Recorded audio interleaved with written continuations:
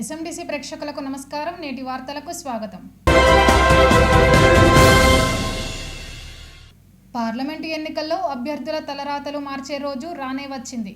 సోమవారం పార్లమెంటు ఎన్నికలు జరగనుండగా ఏ అభ్యర్థికి ఓటరు మహాశయులు పట్టం కడతారో అనే టెన్షన్ రాజకీయ వర్గాల్లో నెలకొంది.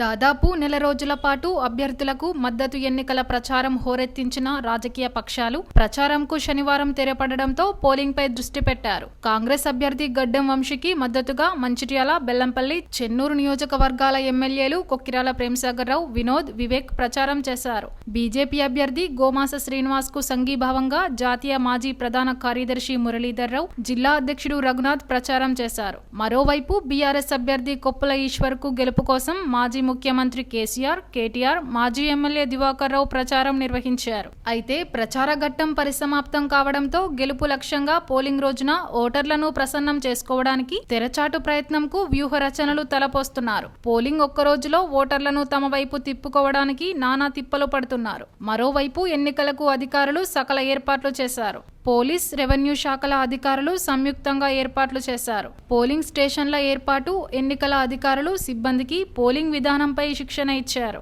అలాగే పోలీస్ శాఖ కూడా ఎన్నికలు ప్రశాంతంగా జరిగేందుకు ముందస్తు చర్యలు తీసుకుంది. రామగుండం సిపి శ్రీనివాస్ మార్గదర్శనం చేశారు. ఈవీఎంలు పోలింగ్ స్టేషన్ కు తీసుకురావడం నుంచి మళ్లీ స్ట్రాంగ్ రూమ్ కు తీసుకువెళ్లే వరకు అప్రమత్తతపై సూచనలు చేశారు. నక్సల్స్ ప్రభావిత గ్రామాలు, సమస్యాత్మక గ్రామాలపై గట్టి నిఘా ఏర్పాటు చేశారు. ఇదిలా ఉండగా పోలింగ్ రోజున ఓటరు మహారాజులు ఎవరికి ఓటు వేస్తారు, ఎవరికి అధికార పగ్గాలు కట్టపెడతారో అనే ఆందోళన అన్ని వర్గాల్లో నెలకొంది.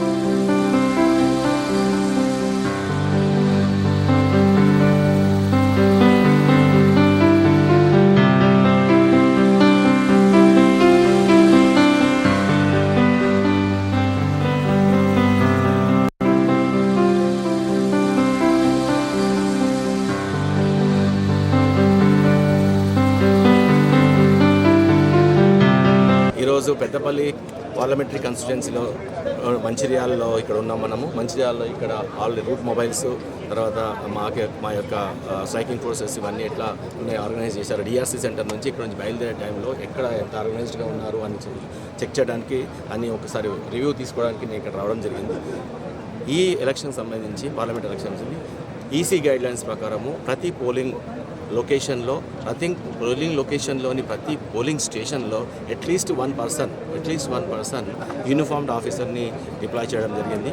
అదే కాకుండా ఇంకా సమస్యాత్మక ప్రాంతాల్లో ఎంత స్కేల్ అయితే ఈసీ గైడ్లైన్స్ చేసిందో అంత స్కేల్ ఇవ్వడం జరిగింది. మాకు సఫిషియెంట్ ఫోర్స్ వచ్చింది.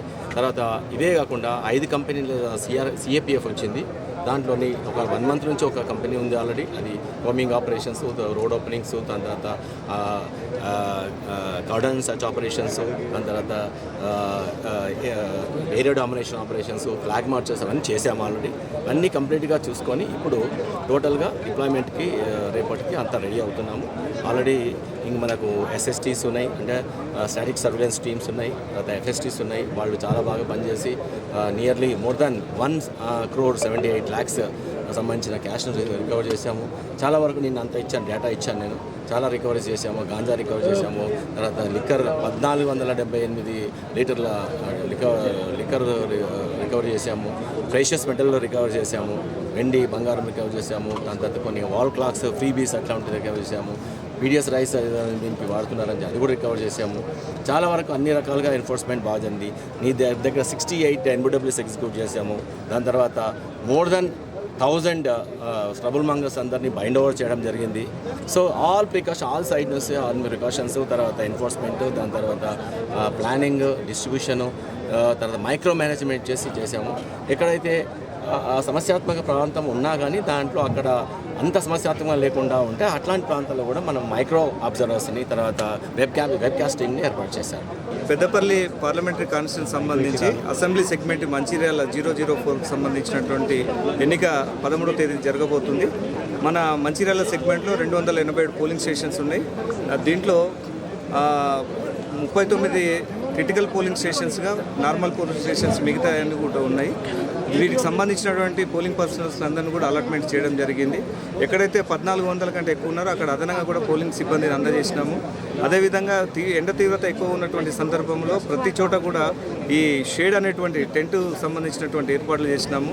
మంచినీరు అనేది మ్యాండేటరీగా ప్రతి చోట ఏర్పాటు చేసినాము.